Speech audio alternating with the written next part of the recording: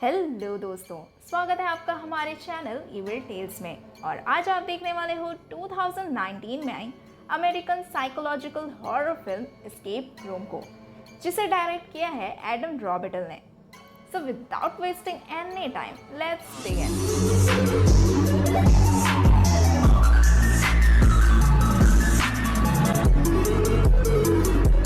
तो मूवी की शुरुआत एक ड्राइंग रूम से होती है, जिसमें पता नहीं सीलिंग तोड़कर एक लड़का टपक पड़ता है, जो काफी घबराया हुआ सा लगता है। वो फर्श से उठकर इधर उधर भागकर दरवाजे को खोलने की कोशिश करता है, बट ही फेल्ड। दरवाजे पर किसी तरह की पजल बनी थी, जिसे उसे सॉल्व कर उस चार दीवारी से बाहर आना था, जिसका क्लू उसी कमरे में मौजूद था। ढूंढने पर उसे क्लू मिल तो जाता है, पर सॉल्व करने के बाद भी दरवाजा नहीं खुलता। फिर हम 6 कंटेस्टेंट से मिलते हैं, जिसमें पहली है जोई, जो एक फिजिक्स की स्टूडेंट है। जेसन एक वेल्दी डे ट्रेडर है। बेन एक stock boy, Mike truck driver, Amanda veteran and Danny एक स्कैप प्रो इंथुजियास्ट है। इसके बाद इन सबको एक एक कर एक मिस्ट्री बॉक्स मिलते जाता है, जिसे हर कोई अपने हिसाब से खोलने की कोशिश करता है। मिस्ट्री बॉक्स के खुलते ही उसमें से नोट बाहर आता है, जो किसी एस्केप रूम का एंट्री पास था, जिसे जीतने पर विनर को $10,000 का रिवॉर्ड मिलना था। सभी $10,000 को लेकर एक्साइटेड थे, लेकिन बेन कुछ ज़्यादा ही था। एनीवेज, अगले दिन होते ही सभी कंटेस्टेंट एक एक कर मिनोस बिल्डिंग पहुंच जाते हैं, जहां ये खेल होना था। वे सब एकजुट होकर 3rd फ्लोर के एक कमरे में मौजूद होते हैं। कुछ टाइम बाद बेन को सीक्रेट की तलब लगती है, और जैसे ही वो रूम का डोर ओपन करने जाता है, हैंडल उसके हाथ में आ जाता है। मतलब समझ रहे हो आप, गेम ऑलरेडी स्टार्ट हो चुका है और पूरा कमरा सीसीटीवी कैमरे से लगा हुआ था, जो उन सभी की मूवमेंट को कैप्चर कर रहा था। और आप इसे गरीबों का सस्ता बिग बॉस भी मान सकते हैं। सिचुएशन देखकर जहां कुछ लोग फ्रस्ट्रेट होने लगे, वहीं डैनी समझ गया कि यही एस्केप रूम है, और एक्साइटमेंट तो उसके चेहरे से साफ झलक रहा था। वे सभी मिलकर रूम में क्लूज ढूंढने लगते हैं। तभी माइक को एक बुक में से एक स्क्रू ड्राइवर मिलता है।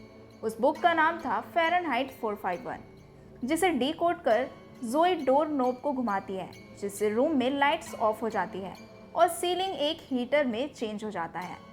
जेसन रिसेप्शन विंडो में हेल्प मांगता है, पर उसे एक ही जवाब बार बार मिलता है, please sit down, soon someone will come to meet you. Jason को वही एक स्नो ग्लोब मिलता है, जिसमें एक छोटा सा लॉक मौजूद था। बेन चाबी ढूंढना छोड़ फायर एक्सटिंग्विशर को उखाड़कर उस ग्लास विंडो को तोड़ने जाता है, जिसे डैनी रोकता है, पर वो नहीं मानता। इससे रूम टेम्परेचर और भी बढ़ जाता है। थोड़ा और ढूंढने पर जोई को फर्श में लगी हुई एक चाबी मिलती है, जिससे ग्लास विंडो खुल जाती है। तभी वहां मौजूद टेलीफोन रिंग होने लगती है, जिसे जेसन पिक करता है। दूसरी ओर से आवाज आती है कि गेम के सारे रूल्स को फॉलो करना होगा। जेसन गुस्से में फोन कट कर देता है, जिससे रूम टेम्परेचर और भी हाई हो जाता है और सारे विंडोज ऑटोमेटिकली शट डाउन हो जाते हैं। मतलब ये कि कुछ भी तोड़फोड़ किया तो प्रॉब्लम बढ़ जाएगी। दूसरी तरफ एमेंडा पैनिक करने लगती है, जिसे जोई संभालती है। तभी वहां अचानक से बहुत सारे फैंस अपीयर हो जाते हैं। बाप रे, बस इसी की कमी रह गई थी। अब सब और तेजी से क्लू ढूंढने लगते हैं। तभी जोई को डोर पे एक मैसेज मिलता है, doctor Wootan Yu says please use the coasters at all times. Zoey भाग कर जाती है और टी टेबल पर मौजूद कोस्टर्स को पुश करती है, जिससे एक डुएट खुलता है, लेकिन जैसे ही उसे छोड़ती है वो फिर क्लोज हो जाता है। फिर एक एक कर डैनी, माइक, बेन, जोई मिलकर टेबल पर मौजूद कोस्टर्स को हाथों से पुश करते हैं, जिससे डुएट पूरा ओपन हो जाता है, जिससे जेसन वहां से भागने लगता है। लेकिन जल्दी जेसन को स्क्रू ड्राइवर की नीड होती है, जो कि माइक के पास थी। एमेंडा माइक की जगह लेती है और माइक स्क्रू ड्राइवर देने जाता है, जिससे डुएट ग्रिल खुल जाता है और सब एमेंडा को भेजते हैं। अब कोस्टर्स पर सिर्फ 3 ही लोग बचे थे और गर्मी इतनी ज़्यादा हो जाती है कि रिसेप्शन में रखी डॉल भी पिघलने लगी थी। तभी जोई को वाटर डिस्पेंसर मिलता है और वो कोस्टर्स को माइक एंड बेन को थमाकर वाटर ग्लास लाकर कोस्टर पे रखती है, एंड इट वर्क्स। दूसरी तरफ एमेंडा डुएट से गुजरते हुए वॉर को हेलुसिनेट करने लगती है।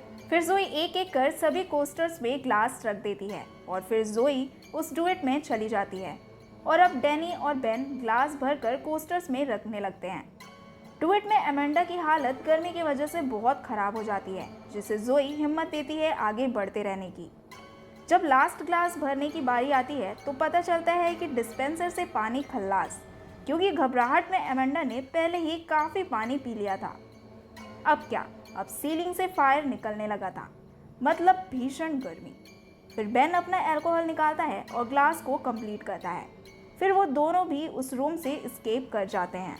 अब वो सब एक नए एस्केप रूम में पहुंच चुके थे। वहां पहुंचकर एमेंडा क्विट करने की बात कहती है, लेकिन उसे पुलिस बुलाने के लिए फ़ोन में सिग्नल चाहिए था, जो कि जैमर की वजह से अनअवेलेबल था।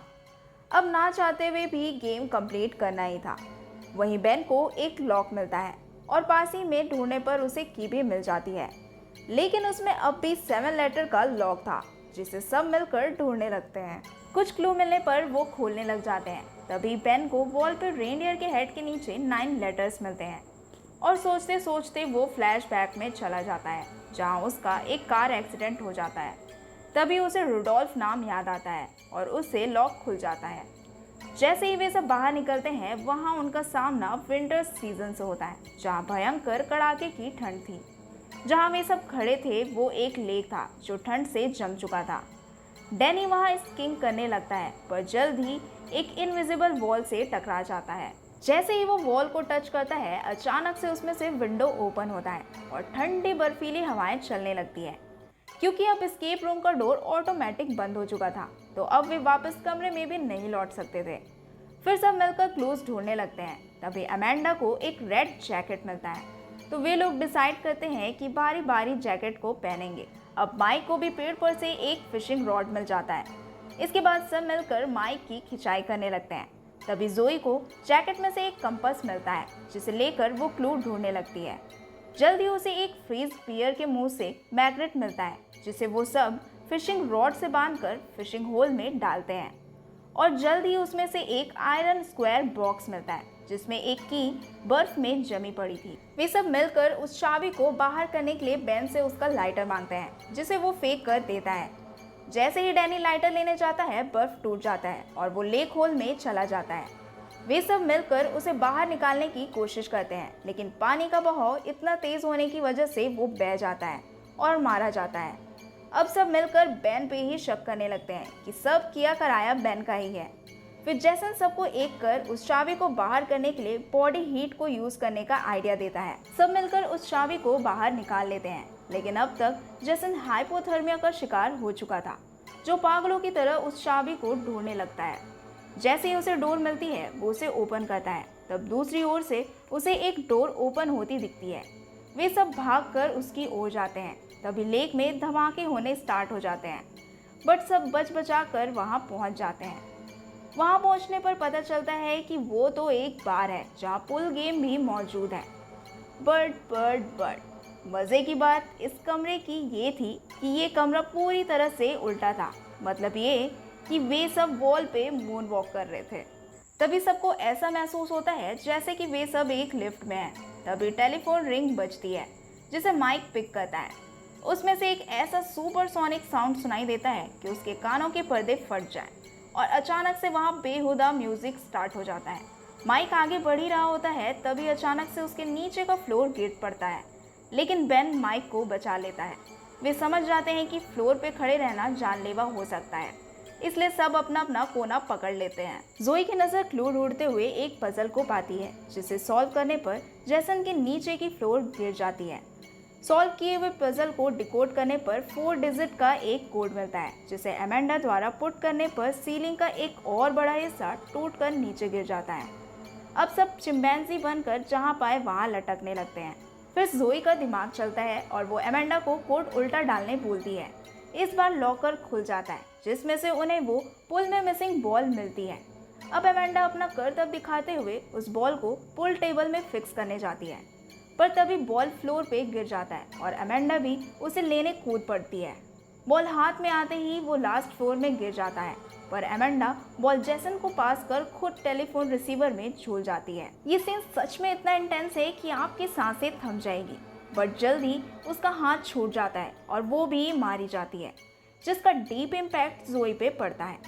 वे तब फिर अगले एस्केप रूम में पहुंचते हैं, जहां उन्हें उन्हीं की मेमोरीज मिलती है। ये जगह दिखने में एक हॉस्पिटल सा था, जहां सबकी मेडिकल रिपोर्ट मौजूद थी। यहाँ सभी अपने अपने पास्ट को शेयर करते हैं, जिससे पता चलता है कि वे लोग करोड़ों में 4 हैं जो अब तक जिंदा हैं। और शायद ये गेम उनके लकी होने का टेस्ट है कि अब इन चारों में कौन ज़्यादा लकी है जो लास्ट तक टिका रहेगा। तभी फिर अचानक से वहाँ मौजूद टीवी ऑन हो जाता है, जिसमें डॉक्टर वुटेन यू का रिकॉर्डेड मैसेज मिलता है, जिसमें ये था कि सिर्फ खाने पीने और सोने को ज़िंदगी ना माने, जीना है तो जिंदा दिली से खुलकर जिए। और एक 5 मिनट का टाइमर ऑन हो जाता है। अब फिर से सब क्लूज की खोज में लग जाते हैं, लेकिन जोई समझाती है कि कोई हम पे कैमरे से नज़र रखे हुए है, अगर कैमरा किसी तरह बंद कर दे तो बच सकते हैं। और वो रूम में लगे कैमरास को डिस्ट्रॉय करने लग जाती है। वहीं माइक को एक्सरे रिपोर्ट्स मिलती है, जिसे बेन, जेसन, माइक उसे डिकोड करने लगते हैं।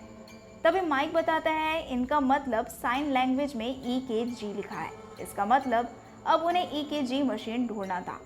वो भागकर EKG मशीन ढूंढते हैं। तभी जेसन को पास में जहरीली गैस का टैंक मिलता है, जो 5 मिनट में पूरे रूम में फैलने वाली थी। EKG मशीन मिलते ही जेसन माइक पर एक्सपेरिमेंट करता है। उसे लगता है कि EKG मशीन को हाई ब्रीथिंग की नीड है। इस चक्कर में बेचारा माइक गुजर जाता है।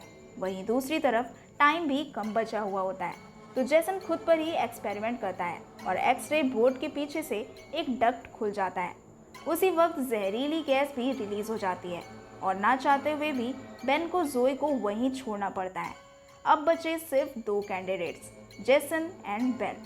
अब वो अनदर एस्केप रूम में पहुंच चुके थे, जो एक बड़े ही अजीब स्टैटिक पैटर्न से बना हुआ रूम था, जहां एक बड़ी सी स्क्रीन लगी थी जिस पे भी स्टैटिक ही आ रही थी। पास में उन्हें एक लॉकर मिलता है। जैसे ही जेसन उसे खोलता है, हैंडल में लगा हुआ लिक्विड जेसन के हाथों पर लग जाता है और वो हेलुसिनेट करने लगता है। उसके आसपास सभी चीज़ें शेप शिफ्टिंग करने लगती है। यही हाल बेन का भी था, लेकिन उनको चेयर पे इसका एंटीडोट का क्लू मिलता है, जिस पे लिखा था, चाहे तो चले जाओ लेकिन शायद अच्छा रहेगा, ढूंढने से कोई एंटीडोट मिलेगा। दूसरी ओर प्रीवियस एस्केप रूम में जोई जिंदा बच जाती है, क्योंकि उसने टाइम रहते ऑक्सीजन मास्क को यूज़ कर लिया था। वो भी वहाँ आए 2 नमूनों को ठिकाने लगाकर भाग जाती है।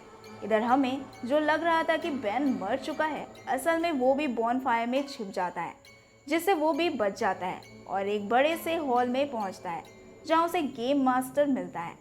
वो उसे बताता है आजकल लाइफ काफ़ी सेफ एंड सिक्योर हो गई है, इसलिए हमारी सर्वाइवल इंस्टिंक्ट भी बेकार होने लगी है। उसे कायम रखने के लिए ही ये गेम अरेंज कर व्यूअर की डिमांड को पूरा करते हैं। वो बेन को सिगरेट ऑफर करता है और उसके पीछे से वायर से उसका गला घोटने लगता है। तभी वहाँ जोई पहुंचकर गेम मास्टर का ही गेम बजा देती है। फिर दोनों ही वहाँ से एस्केप कर बिल्डिंग से बाहर निकल आते हैं।